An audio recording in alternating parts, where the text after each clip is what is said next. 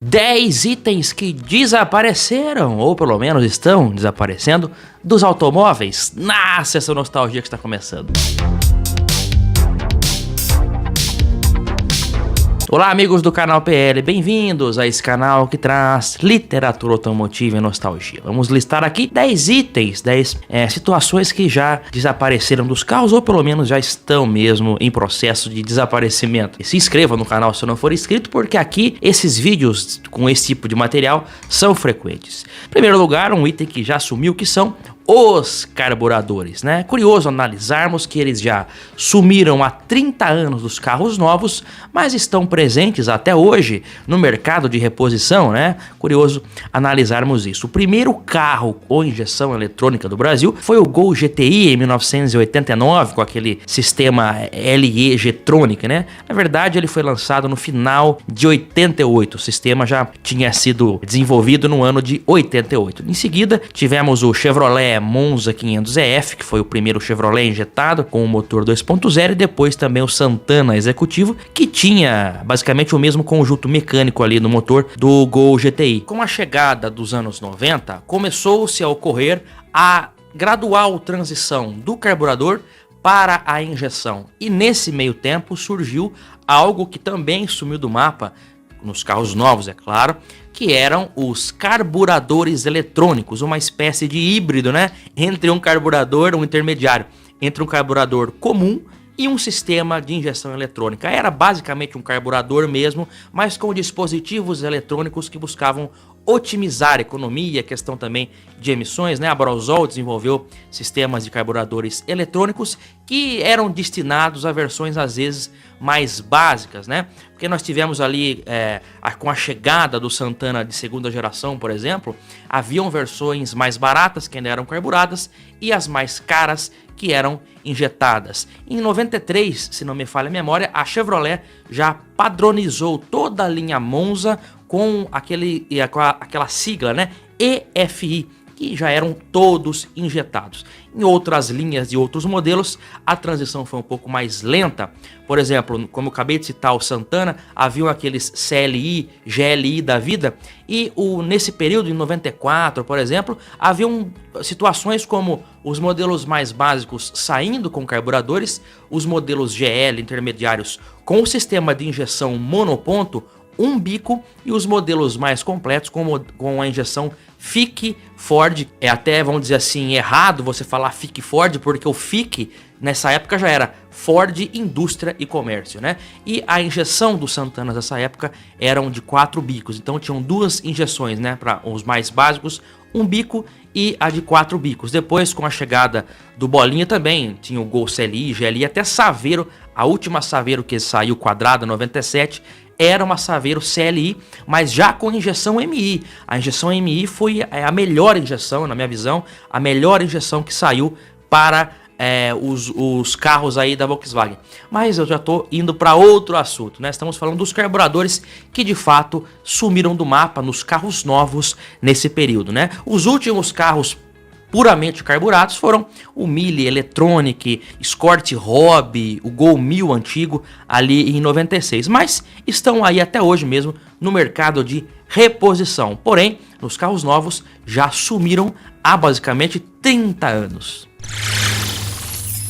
Agora na nossa lista, o odômetro analógico. Eles foram predominantemente usados por todos os automóveis da indústria nacional até o início da década de 90. Acho que o primeiro veículo a ter o odômetro digital no Brasil foi o Ômega em 92. Aliás, não só o odômetro, mas também todo o painel, né? O painel digital do Monza e Cadete, que não era o mesmo do Ômega, ainda usava o odômetro analógico, né? Era o painel digital, mas com a contagem ali dos quilômetros rodados e parcial de forma analógica. O Golf de 94 já trazia os displays digitais, porém ele era um veículo importado, assim como o Passat, a Tempra SW também. Essa virada para os displays digitais começou a partir da segunda metade dos anos 90, gradualmente, com o Vectra em 96, Marea em 98, linha Santana e Gol em 99 e assim por diante, né? É o período mesmo de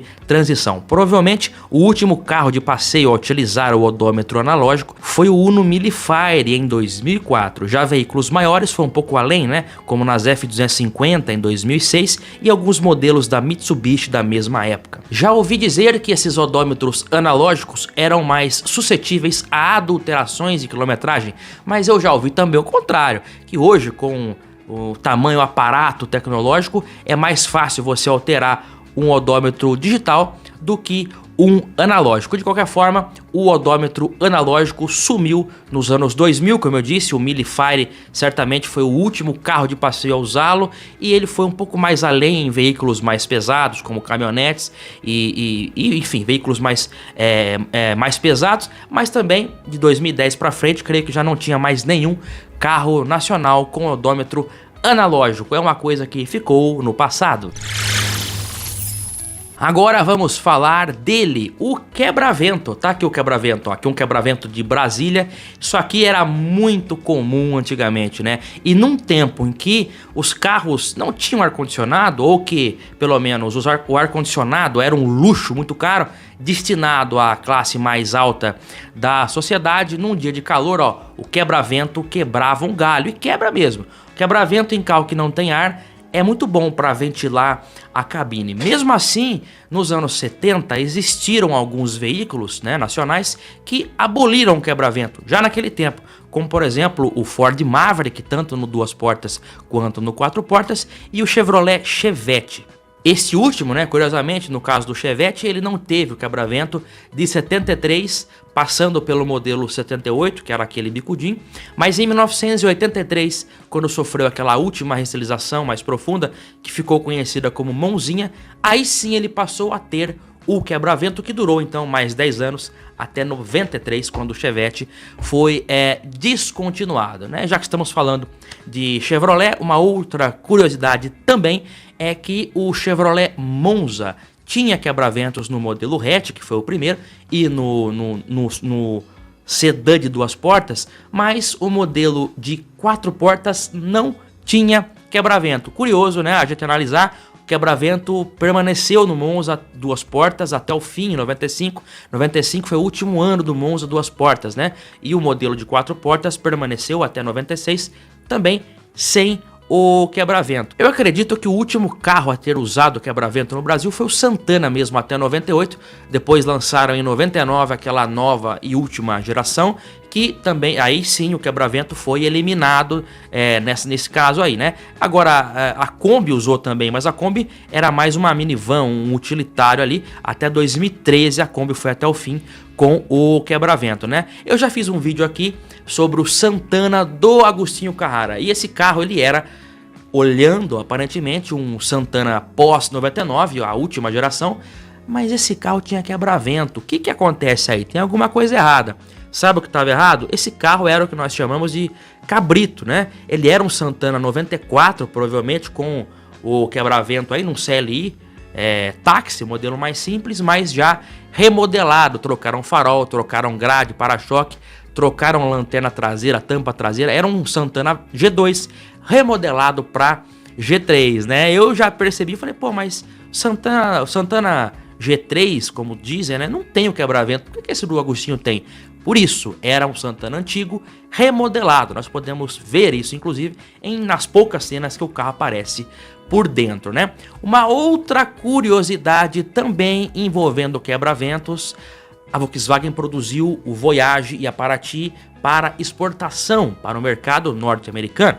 E para lá existiram várias alterações, como por exemplo, injeção eletrônica, para-choques diferentes, faróis diferentes também, e esses carros tinham o quebra-vento fixo, ou seja, não era um quebra-vento, era só uma janelinha ali fixada, que não abria. Isso nos mostra que o quebra-vento mesmo era mais popular no Brasil. Nesse tempo, lá nos Estados Unidos, já não era comum o uso do quebra-vento em carros de lá.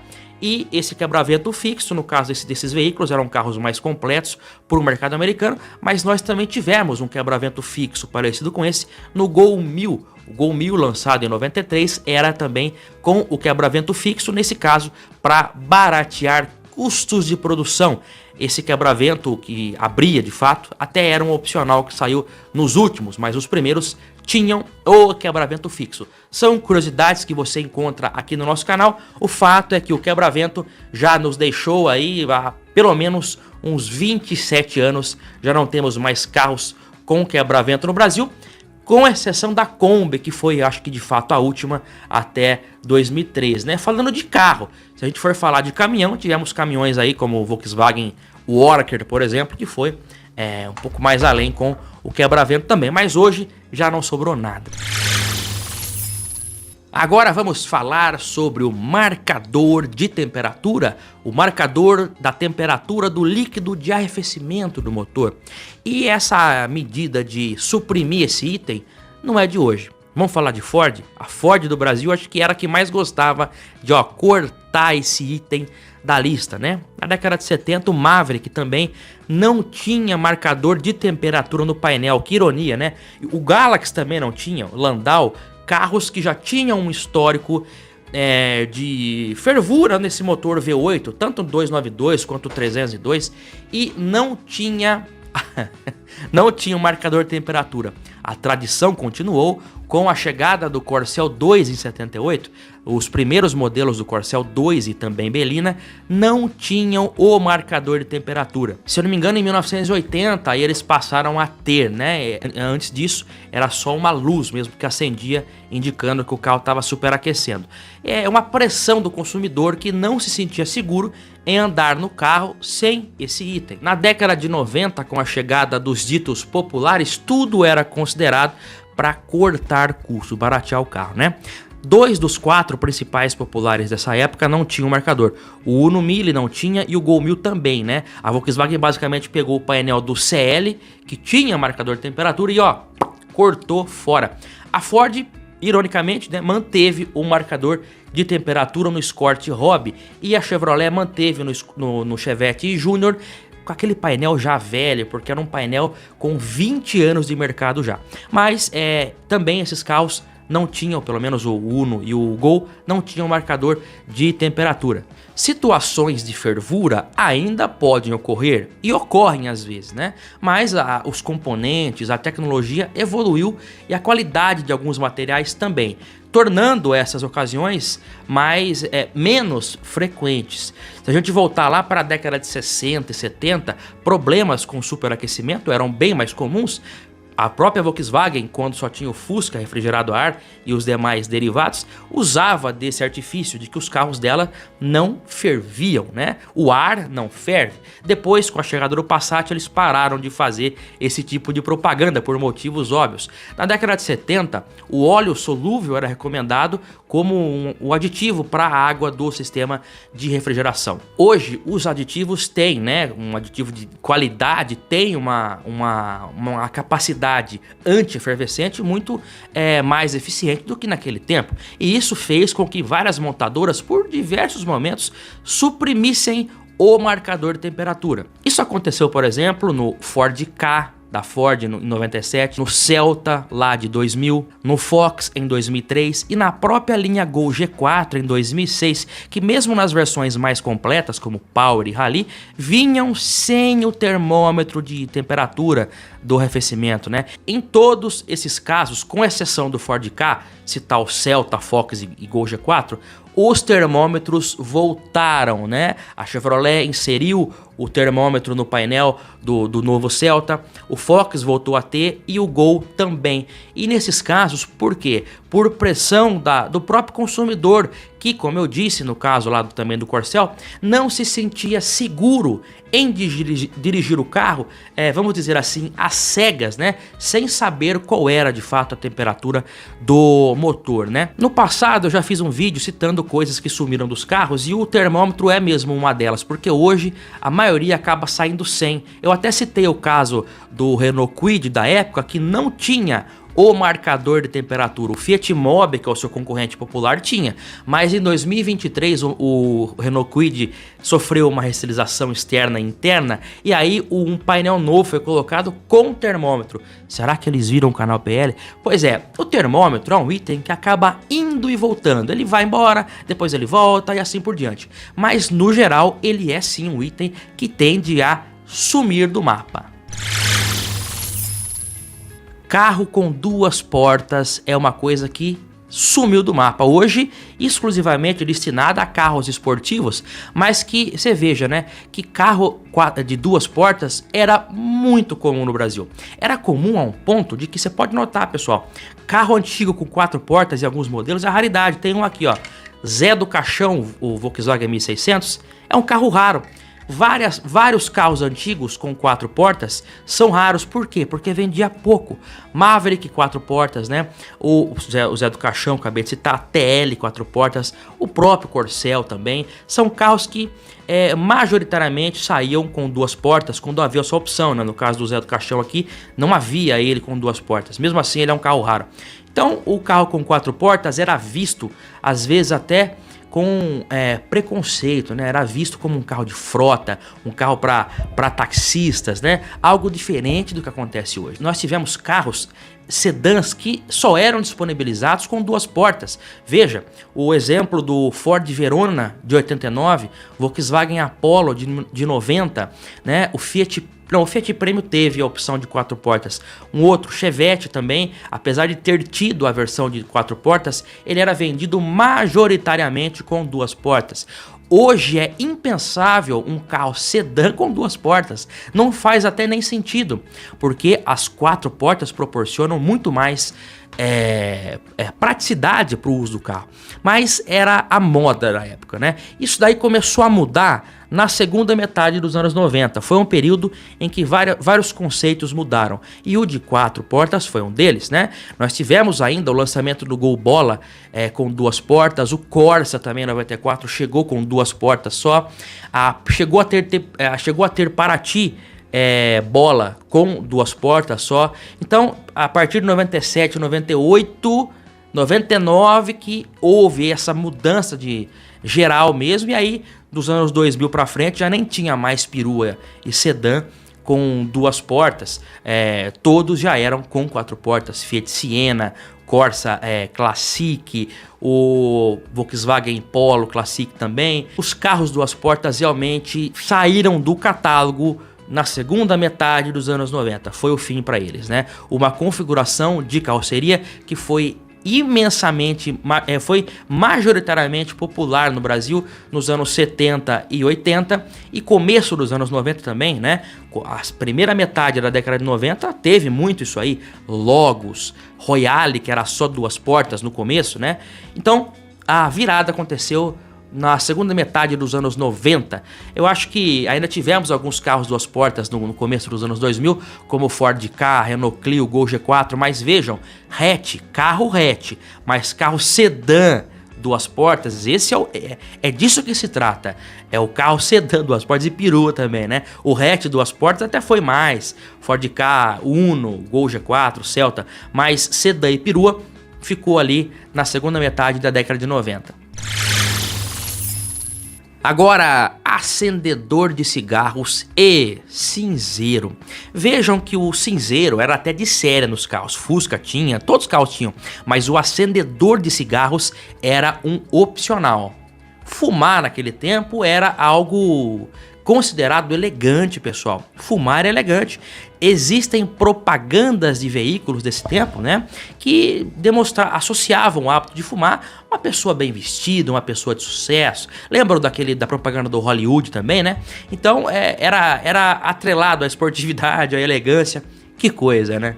Você sabe quanto Santana custa mais que seu principal concorrente? Menos que isso. E você não vai deixar de ter um Santana por isso, vai? O fato é que hoje os carros não saem mais com cinzeiro nem com acendedor de cigarros. o acendedor foi substituído pela tomada 12 volts, o acendedor em muitos casos era opcional. Depois ele foi sendo trocado pela tomada. Já o cinzeiro foi sendo suprimido mesmo nos anos 2000, né? Inclusive tem um exemplo interessante no caso do Corsa Classic. Corsa Classic, o painel tinha embaixo ali dos comandos de ventilação o acendedor de cigarros e o cinzeiro.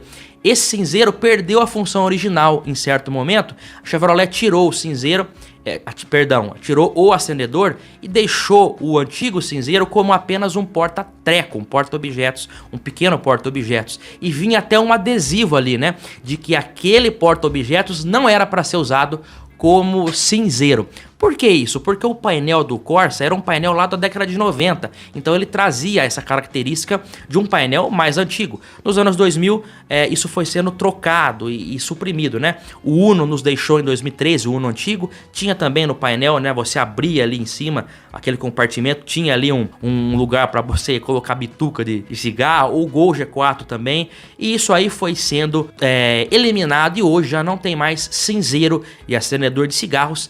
É uma coisa que ficou no passado pro bem da sua saúde, porque fumar faz mal. É engraçado até você ver cinzeiro de Fusca, você vê lá parafuso, fusível queimado, papel de bala, botão de camisa, tudo menos bituca de cigarro, né? Então é algo também que ficou no passado.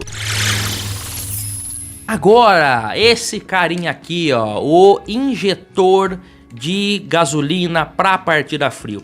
Esse sistema se popularizou no Brasil na década de 80, quando começaram a sair os carros a álcool. Na década de 80, no metade da década ali, a maioria dos carros eram movidos a álcool e precisava disso aqui para injetar. Inicialmente, o motorista fazia a injeção do combustível manualmente, da gasolina. Isso aqui é um botão de Santana, ó. Você aperta ele, ó, dá até para ouvir o barulhinho na cabeça, né? Bzz, bzz, para injetar manualmente. Eu coloquei no shorts do canal um vídeo mostrando da Paraty lá, contando uma curiosidade sobre, né? Vai no shorts do canal lá, coloquei anteontem, na verdade, o shorts está lá. E esse sistema também nos deixou, porque hoje existem sistemas mais modernos que conseguem substituir isso daqui, né? Sistemas como injeção direta e o pré-aquecimento dos bicos injetores dispensam o uso do famoso tanquinho de partida a frio. Isso aí é até uma norma prevista naquele Proncov L7, que são aquelas normas que os veículos novos precisam se adequar. O botão de injetar manual sumiu até antes, né? Em 88 para frente ali já era tudo automático, mas o sistema de injeção automática também funcionava mal às vezes. Então o pessoal acabava tirando o sistema automático, né, e deixando manual, porque às vezes encharcava, engasopava o carburador. Sistema de tanquinho de partida a frio também é algo que nos deixou. Olha aí, dá tchau pra ele, olha, ele foi embora, mas ainda tá aí, né, no mercado de peças antigas, no mercado de reposição. Agora um item aqui, né, que traz até reclamações por parte de usuários, que é a ausência do PQP. Ó, um PQP de Santana aqui, ó, que peça elegante, né? Tem até o ganchinho aqui para você pendurar cabide. O PQP é um item que sumiu dos carros, a maioria não tem, né? Alguma coisa ou outra você ainda encontra com o PQP, mas a verdade é que a maioria já não tem mais. Tem até cadê o do... Ah, tá aqui, ó. Esse aqui é o do Fusca, né? É o PQP, o alça de segurança, olha aí a alcinha dele. Saiu em Brasília também. O próprio Fusca tinha um outro suporte também no painel para você segurar. O Brasília também tem, né? Alguns carros saíram com a alça, mas o PQP era um item que muitas vezes na década de 80 e 90 era opcional. Olha, isso daqui era um item opcional, que coisa, hein? Mas hoje nem opcional em alguns casos. Ele não tá disponível nem como tal e faz falta, né? Às vezes você quer andar lá com o bracinho aqui e tal. É alça de segurança, mas o nome ficou como PQP. É mais um daqueles casos de coisas e situações que ganham apelidos populares. É coisa de Brasil, mas o PQP já nos deixou em carros novos. Ele sobrevive graças a nós que temos carros antigos. Agora, pessoal, olha aqui, ó, o que está em minhas mãos. É uma raridade, só que não, né? O pessoal tá acostumado com o Rodstar aí. Esse aqui acho que é um genérico da época, é o Rio Star. É um radinho genérico da década de 90, pelo menos é isso que parece. olha aqui, estéreo, som estéreo. Mas o que é o ponto aqui? Rádio 1 DIN. Por que isso, né? Até o começo dos anos 2010, o rádio 1 DIN ainda era a maioria. Hoje os carros saem, veja, ou eles saem com central multimídia, ou às vezes o próprio rádio já é no formato integrado ao painel. Hoje tem muito disso, né? Cada carro tem um painel diferente, cada carro tem o seu próprio rádio. De modo que é difícil. Antigamente, você comprava um carro zero, um Gol G4 zero, o carro vinha sem som às vezes. Aí você ia lá, comprava um Pioneer da sua preferência, ou se não dava para comprar um Pioneer, comprava um outro mais barato, mas era 1 DIN. Tem 2 DIN também, o 2 DIN seria a central multimídia, né? Seria o dobro do 1 DIN. 2 DIN é equivalente a uma central multimídia que tinha aquele rádio da Export, era um rádio que não era multimídia, mas era 2 DIN, rádio 2 andares, né? É o rádio 2 DIN. E hoje, com a popularização da central multimídia e muitos rádios que já são integrados, o rádio 1 DIN, ele caiu um pouco em desuso, muito em desuso. Hoje, você tem... que carro hoje vem sem rádio? Fiat Mobi, Renault Kwid talvez venha sem rádio, mas você veja que são veículos básicos, veículos de entrada, e isso torna cada vez mais difícil encontrar veículos que não têm rádio ou que tenham espaço 1 DIN. Nós vimos recentemente que a Pioneer nos deixou, né? Deixou o Brasil, encerrou as atividades. É por isso, é por uma mudança mercadológica, uma mudança de hábito, uma mudança de consumo, onde já hoje já não tem mais, o mercado de som automotivo já não tem mais aquela procura tamanha por rádios assim. Na década de 90 e 2000, né, você tinha um mercado enorme para esse tipo de rádio. Toca CD, a ascensão do toca CD, né, a transição da fita para o CD. Hoje nós vivemos em uma época em que nem CD os rádios têm mais, né? Já é próprio para Bluetooth ou no máximo um pendrive. O pendrive tá ficando coisa do passado. Pendrive hoje é uma coisa velha. Já parou para pensar nisso, meu pessoal? Pendrive é coisa do passado, né? Quem que usa pendrive hoje? Tem quem use, claro. Do mesmo modo que tem quem escuta CD, mas é a minoria. De certa modo, deixa eu agilizar, senão o vídeo fica com 1 hora aqui, porque eu vou falando e batendo papo com vocês, mas o rádio 1 DIN também já é algo que sumiu nos automóveis. Eu vou falar agora aqui de um item que na verdade ele pode ser enquadrado como uma moda que não pegou. Foi oferecida por um bom tempo, mas só em poucos carros, que é o quê? É a buzina. A buzina, aqui ó, na seta, quem lembra? O Corcel 2, Belina, quem mais? Del Rey, Pampa, esses carros saíam aqui ó, pip, pip, buzina na seta. É algo que sumiu, né? Lembra do primeiro Celta, lá do ano 2000? Né? Eu acabei de falar que ele não tinha marcador de temperatura. A buzina dele era aqui, ó. Mas o que aconteceu depois? A buzina voltou pro volante. É uma moda que não pegou mesmo. Muitos caminhões também saíram assim, né? Vários caminhões, Volvo, saíram com a buzina na chave de seta. Mas a buzina na chave de seta eu não acho muito prático. O Uno Mille também saía assim, lembra do Uno Mille aqui, ó, na lateral? É algo que sumiu dos carros e também uma moda que não pegou, na minha visão. Olha aí, agora sim a antena telescópica. Não é telescópia, viu pessoal? É telescópica, é aquela retrátil, ó, antena retrátil, que era vítima dos gatunos que as quebravam sem dó nem piedade, né?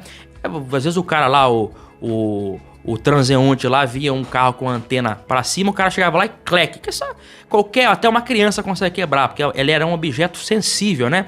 E a antena telescópica é algo que sumiu do mapa, porque na década de 90 surgiram 2 novos tipos de antena. Primeiro, a antena de teto, né? Aquela que fica ali, e também a antena de para-brisa. Lembra do Gol, Bola, Paraty, Bola, e outros carros também, o Vectra também acho que saía. Era uma linha que quase imperceptível assim no para-brisa. Era já a própria antena do rádio, né? Sem falar também nas antenas de retrovisor, né, que você colocava dentro do para-brisa. Antena telescópica é algo que ficou no passado, destinado a carros antigos. Ela sumiu na década de 90. Muitos carros que vinham sem som, não tinha nem a preparação para som, né? Você lembra disso aí? Comprava carro aí, ia ver carro para comprar e falava, ó, o carro não vem com rádio, mas vem com preparação para som. que era a preparação para som? Era já os fios ali no lugar, às vezes até a antena, mas geralmente o carro vinha com uma tampinha de plástico no paralama, onde era o buraco da antena. Gol era assim, Escort vinha com uma tampinha de borracha no lugar da antena para você tirar e colocar a própria quando você comprasse. É uma coisa que ficou no passado, é um retrato de uma época que já passou, né? Eu apresentei nesse vídeo 10 itens que sumiram dos automóveis, mas eu sei que tem muito mais e eu quero que você contribua com o próximo episódio dessa lista muito dinâmica e agradável de assistir. Eu espero que você que esteja vendo esse vídeo na estreia tenha um bom final de domingo e um bom feriado amanhã. Você que está vendo posteriormente, muito obrigado pela audiência também. Eu vou aguardar todos vocês no próximo vídeo aqui no Canal PL, o melhor canal de literatura automotiva e nostalgia do Brasil. Um grande abraço a todos e até lá. Tchau, pessoal!